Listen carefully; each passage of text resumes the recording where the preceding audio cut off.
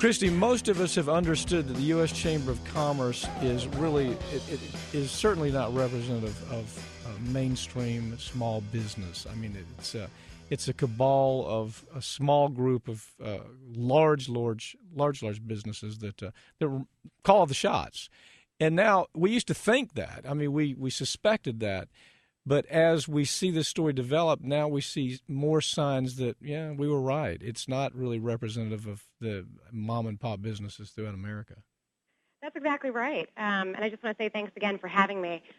Let me just give you a couple examples of how the U.S. Chamber, which is the largest lobbying organization in the country, is not actually lobbying on behalf of small business owners. They're lobbying to protect, as you said, the leadership of the right-wing conservative movement. Here are just a couple of things that came up recently.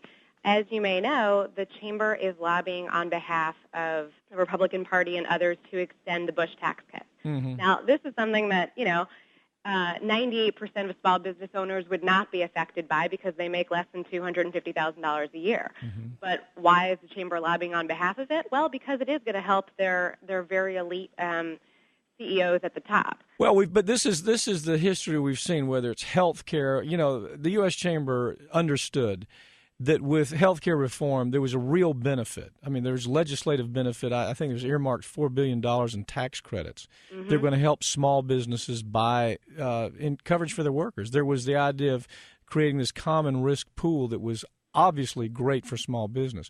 But it seems to me small business, they're in this ideology fix, and they continue to support the U.S. Chamber. I mean, even though the U.S. Chamber really is only made up of the biggest corporations in the country. I mean, there's no way that you can say, J.P. Morgan, Charles Schwab, Edward Jones, Citigroup, Bank of America. These are the people who get all the attention from the U.S. Chamber. Well, it is a disconnect, and I think that, if you talk to people in local chambers, some of them don't even understand that the U.S. Chamber has taken policies that are so egregiously out of step with ones that, the people who are running your local mom-and-pop store are probably taking. I don't think that many of them even understand what the connection is between the local chamber and the national chamber. And in a lot of cases, there is no connection. This is why the chamber got into trouble a little while back, about a year ago or so, when they'd been using the number 3 million. They'd said they represent 3 million, small business owners. Total lie. Total lie, absolutely. What they were doing is they were essentially counting the individual memberships of state and local chambers. There's about 2,800 of those.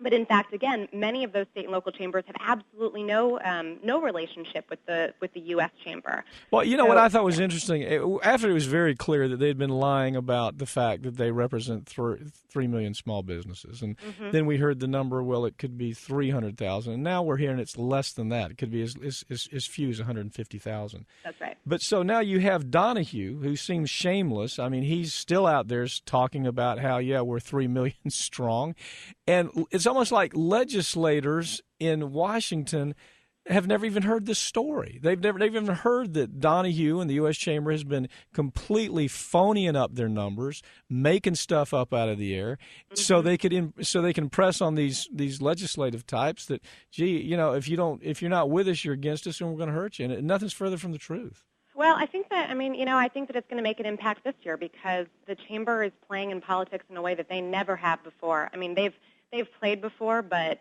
this year they're saying they're going to spend $75 million, maybe more, on these upcoming elections.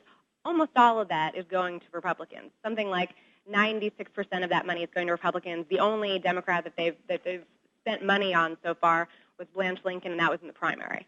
So I think that's actually going to make a big impact on legislators in Washington this year because, people who've actually had decent relationships with, let's say, their local or the state chambers now have the national chamber coming after them. They supported, what they've supported, just let's be specific. They supported sending 15,000 jobs every month out of America to third world countries where they can make a profit in that country, whether it's Pango, where they pay some low tax, and then they take that profit, put it in an offshore bank, and then try to get it back into the United States and not pay taxes on it. That is the chamber's M.O., But that doesn't help small business at all. It does nothing for small business.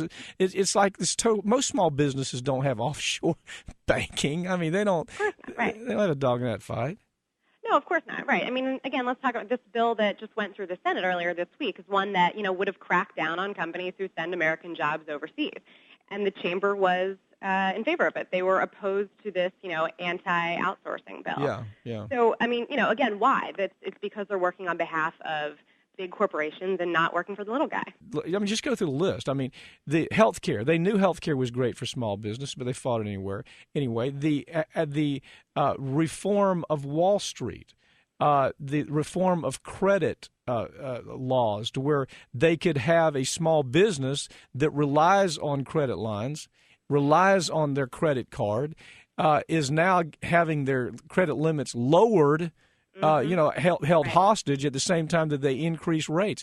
That was legislation that would have helped small business, but the U.S. Chamber of Commerce comes out squarely against it, hires 100 lobbyists, for God's sakes, to go out and destroy this type of reform. That's right. And just in case you thought that, they went away with their tail between their legs after Wall Street reform passed or after healthcare reform passed, no, absolutely not.